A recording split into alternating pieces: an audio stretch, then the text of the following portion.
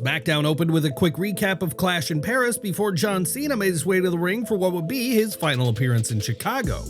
The Allstate Arena gave him a thunderous ovation, chanting "Thank you, Cena," as he soaked in the moment. Cena admitted the reaction meant a lot, especially coming from a Chicago crowd.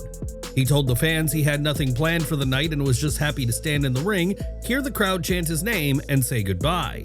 Cena then revealed this wasn't only his last time in Chicago, but also his final appearance on SmackDown altogether. Just as he was about to finish, Sami Zayn interrupted. Zayn thanked Cena for everything he's done for the locker room, and the crowd applauded. He then took a more personal tone, saying he especially appreciated what Cena did for him. Zayn recalled that while Cena debuted in Chicago, his own main roster debut came against Cena in 2015 during the US Open Challenge, the very title Zayn now carries around his waist. Zayn asked Cena for permission to start his own Open Challenge tradition, and Cena called it a great idea. Before Cena could leave the ring though, Zayn issued an even bigger challenge, face the leader of the C Nation right there, kicking off his new US Open Challenge in a massive way. The reaction was surprising as Zayn was booed throughout the exchange despite having no real reason to draw heat. Still, the Chicago crowd made its choice. The match itself saw Zayn take control early on with a slower pace, while Cena sold every move to amplify the drama. Eventually, Cena fought back, and fans erupted during his comeback. Throughout the bout, Cena paid tribute to opponents from his past that he won't face again during this farewell run, pulling out Kevin Owens' pop-up powerbomb, Kurt Angle's angle slam and ankle lock, CM Punk's GTS, a clear nod to the Chicago setting, and even Edge's spear, complete with the signature taunt. The back and forth was building toward a dramatic finish, with Cena preparing to deliver a middle rope attitude adjustment when Brock Lesnar's music hit. The Beast Incarnate stormed down, yanking the referee from the ring before hitting Zayn with an F5 and laying Cena out with 2 more. Later, backstage, Lesnar looked straight into the camera and declared, "Hey John, I'll see you at WrestlePalooza." WWE immediately confirmed the match as official with a graphic on the broadcast. Eagle-eyed fans noticed an interesting detail as SmackDown got underway. While CM Punk was making his entrance, Brock Lesnar could be spotted in the background. The brief appearance wasn't highlighted on commentary, but came across like a subtle Easter egg tucked into the very start of the broadcast. Brock Lesnar is also set to return to SmackDown next week, and fans are eager to hear him explain his actions, something that's been teased since SummerSlam. And while the Lesnar rivalry is locked in, Cena's farewell tour has also seen a major shift. WWE has officially moved his retirement match away from Boston. It was initially reported that John Cena's career-ending match would take place at TD Garden in his hometown of Boston, Massachusetts. However, WWE announced early Friday that Cena's final Boston appearance will now occur a month earlier on November 10th. His final New York appearance is scheduled for November 17th at Madison Square Garden. Both of these dates are Monday Night Raw episodes. And more importantly, PW Insider has since confirmed that John Cena's final match will take place from the Capital One Arena in Washington, D.C. on December 13th as part of 2025's last Saturday night's main event. According to John Alba, the decision of change of venue was tied to WWE and TKO's strategy of making Cena's retirement a full destination weekend. They wanted to stack multiple attractions around the event, including a taping of Saturday night's main event and even an Undertaker one-man show. Bidding documents revealed WWE had invited cities to compete for the opportunity earlier this year, and while Boston pushed hard, the company chose DC instead. Alba stated their timing also played a role, as December in Boston, right in the middle of the holiday season, wasn't viewed as the right environment for drawing in major tourism than Washington, D.C. Officials in Boston were reportedly frustrated with WWE's communication throughout the process, especially given the company's steep demands compared to past events. That match brings the spotlight to one final question: who should face John Cena in his last ever match, and why? Do you think WWE made the right decision by choosing Washington, D.C. as the venue, or should his career have ended in his hometown of Boston? Sound off in the comments below. WWE SmackDown closed the night with a moment that had fans on their feet. The segment began with Seth Rollins making his way through the crowd to introduce his wife, setting the stage for a highly anticipated appearance from Becky Lynch. As Lynch entered the ring, she immediately drew heat from the Chicago crowd, trash-talking the city and insulting every local sports team, a move that elevated the tension until the hometown hero CM Punk made his entrance. The two traded sharp insults before Lynch escalated things by slapping Punk across the face. Punk, in turn, teased the crowd by hinting that his sisters, Bayley, or even Rhea Ripley could come to his aid. But the real surprise came when Punk revealed that someone else was already there to intervene. He would never lay a hand on a woman. That's when AJ Lee made her long-awaited return to WWE, receiving a monumental pop from the audience. Becky tried to attack AJ, but the former Divas champion quickly took control, delivering a decisive beatdown as Punk looked on, a smile on his face as his wife handled business inside the ring. The segment concluded with AJ leaping into Punk's arms, the crowd roaring in approval at the reunion and the triumphant return. While her appearance was largely predictable, the execution of the moment made it feel electric. AJ Lee has been missed by WWE fans for years, and her return, even if temporary, was a major highlight for the SmackDown audience. After the show went off the air, AJ teased the next chapter of her run. She picked up the Women's Intercontinental Championship, parading it around the ring while hopping with excitement, a subtle but clear signal of her intentions moving forward. While there's no official confirmation of her upcoming storylines, speculation is already running wild. Many are predicting a mixed tag team match as her first feud, a booking decision often used to protect returning stars while integrating them into existing storylines.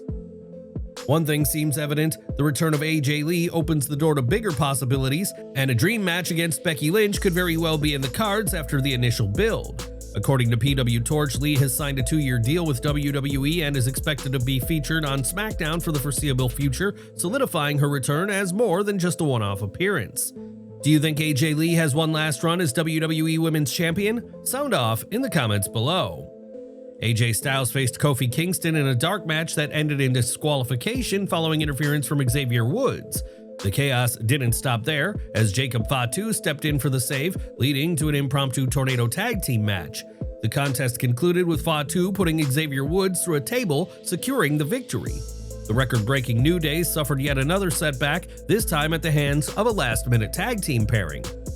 As expected, this random pairing occurred off-air during dark matches, where storylines and character work take a backseat to giving the live crowd an unforgettable experience. The priority was clear: ensuring that the Chicago audience left the arena satisfied. Jacob Fatu's involvement also signals WWE's ongoing evaluation of his role. With his program with Solo Sikoa and MFT seemingly concluded, and Jimmy Uso reportedly moving to Raw, Fatu's next storyline placement remains to be determined. Turning to Jacob's tag team partner AJ Styles, he recently fueled retirement speculation with a cryptic Instagram post showing an hourglass. New contract details, however, shed more light on his future. According to Fightful Select, WWE extended Styles' deal by 1 year earlier this year, keeping him with the company through February 2026, just after the Royal Rumble and ahead of WrestleMania season. WWE plans to revisit Styles' status and future interest as that date approaches, ensuring fans that the Phenomenal One will remain a fixture on WWE programming for several more months. In the meantime, Styles is expected to continue his ongoing feud with Dominic Mysterio at next week's Worlds Collide event. The future beyond his contract remains open to speculation. Will AJ cap off his WWE career with one final championship run, or could he make a last hurrah elsewhere after 2026? Please share your thoughts in the comments below. Enjoying the video? A quick like goes a long way in helping us grow and deliver more wrestling news you care about. Now, Andrade has been absent from SmackDown for over a month, sparking questions amongst fans about whether an injury might be keeping him off television. According to Fightful, however, Andrade is not listed on WWE's official internal injury report, suggesting his absence is more about storyline direction than physical setbacks. The last time fans saw him in action was at the SummerSlam Premium Live event, where he competed in a high-stakes TLC match for the WWE Tag Team Championships. Despite a strong showing, the Wyatt Six ultimately retained the titles, leaving Andrade without the gold. With no official word on his status, speculation continues about when and how he'll return to SmackDown. Do you think Andrade is being kept off TV for storyline reasons, or could there be an undisclosed injury? Share your thoughts in the comments below. Back to SmackDown as Alexa Bliss took on a playful doctor persona in her segment tonight, focusing on Charlotte Flair's ongoing injury status. Charlotte is still not medically cleared to compete, but the interaction carried more weight than just a lighthearted skit. In character, Bliss leaned into her whimsical side, telling Charlotte, "Let the power of friendship heal you," before leaving her longtime companion, the Lily doll, behind as a gift. On the surface, it looked like a typical WWE comedy moment, but there may have been much more to it. The phrase itself wasn't random. The power of friendship ties directly back to Bliss's own storyline history.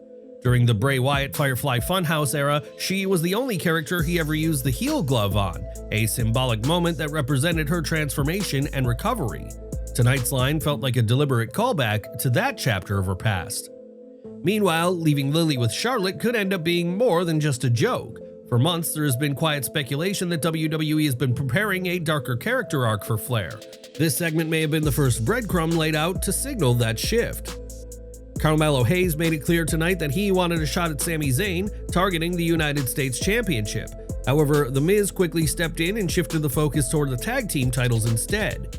Tension once again surfaced in the Melo Don't Miz pairing, with Miz appearing to use Hayes as nothing more than a ticket to championship gold.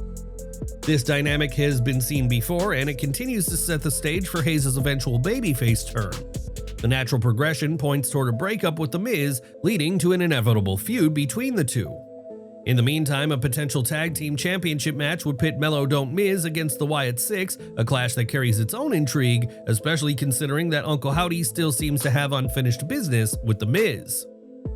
Jade Cargill is officially set to challenge Tiffany Stratton next week on SmackDown for the Women's Championship. The announcement already carries high stakes, but the show dropped another layer of intrigue shortly after. Backstage, Jade crossed paths with Hijacks in a tense exchange that hinted Nia may get involved in the title match next week, likely as a setup for something bigger heading into WrestlePalooza.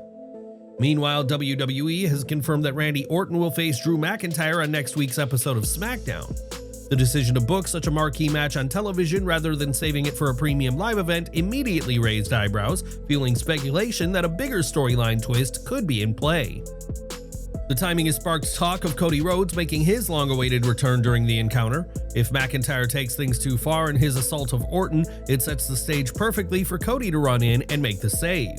That kind of moment would seamlessly launch a high-stakes rivalry between Drew and Cody, one that feels tailor-made for WrestlePalooza. Without such an angle, it's hard to imagine WWE giving a match away of this magnitude anywhere but the big event itself.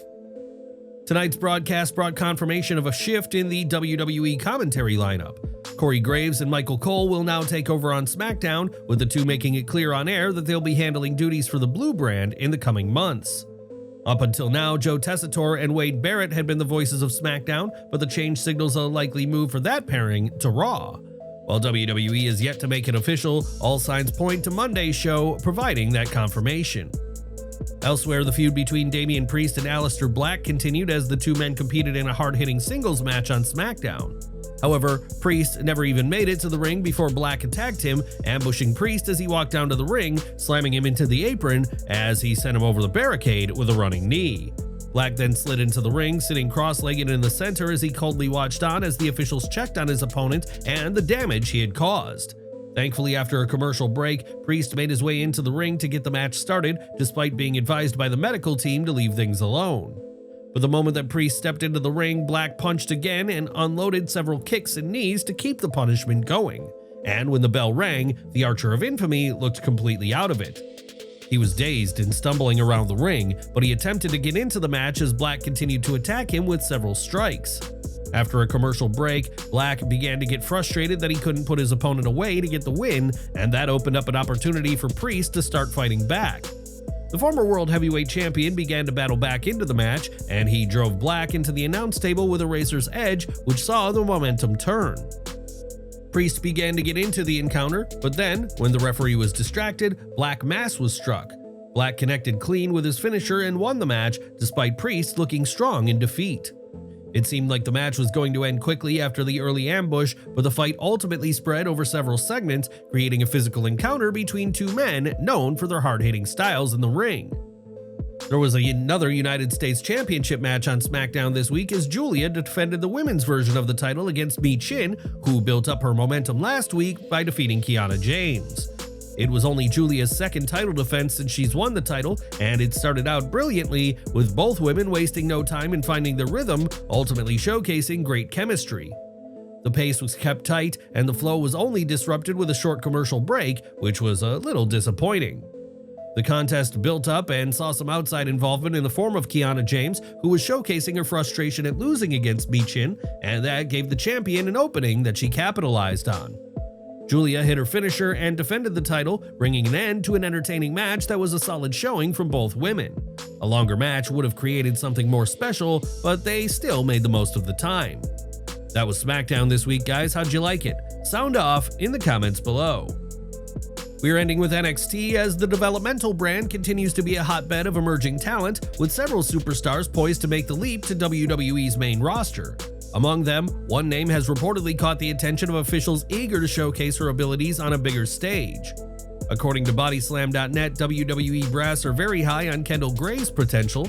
Sources indicate she's expected to be a part of the next wave of women prominently featured in the NXT women's division. Gray has steadily impressed fans with her in-ring skill set, particularly during her tenure in Evolve. Recently, she's teamed up with Ren Sinclair in a feud against Izzy Dame and Tatum Paxley. Even in defeat, Gray has consistently demonstrated her talent and presence, giving a clear indication of why WWE is taking notice. The company's confidence in Gray suggests she's on the cusp of a significant breakout. How she's booked in the coming weeks will be critical in determining whether she can fully capitalize on this opportunity. Does Kendall Gray have what it takes to become a top star in the NXT women's division, or does she still need more time to develop? Share your thoughts in the comments below.